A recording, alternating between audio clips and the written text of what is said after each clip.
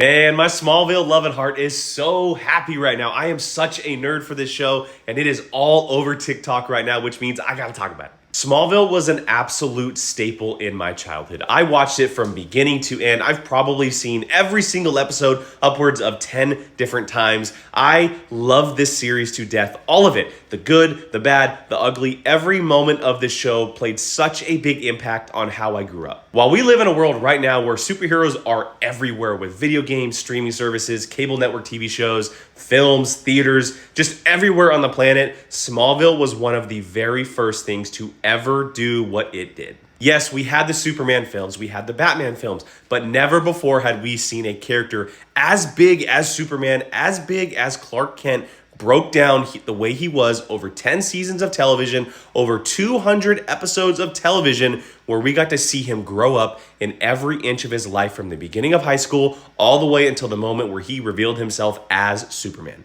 And along the way, we got to see so many iconic characters and moments and stories from the Superman history, one being the character of Lex Luthor. We know what Lex Luthor is to Superman and how important that character is to the overall arc of the character.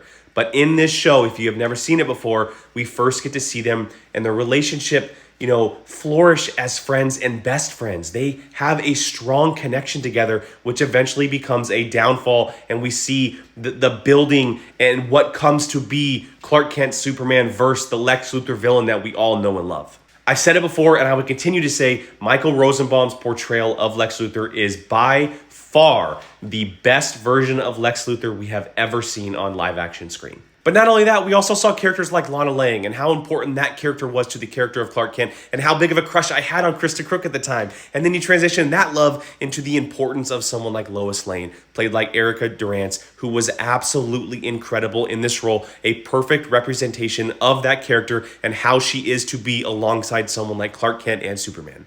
And while it was so great and unique to finally follow a character like Superman in his daily life with his friends, family, parents, and everything else, we obviously had the hero side of everything. We had the introduction of Oliver Queen, played by Justin Hartley, the Green Arrow importance to this version of Superman. We had the episode Justice with Aquaman and Cyborg and Flash, Superman and Green Arrow teaming up. We had Black Canary come in at some point, play a massive role in who Clark Kent came to be. We had Zatanna. We had all of the big Superman villains over his years. We had, Brainiac and Doomsday and Metallo and so many others appear that all played a role in who Clark Kent was and who Superman was. Did the show take some weird turns at times? Absolutely. It was the first ever DC TV show on the CW. It was cable network. It was the first ever of its kind, but my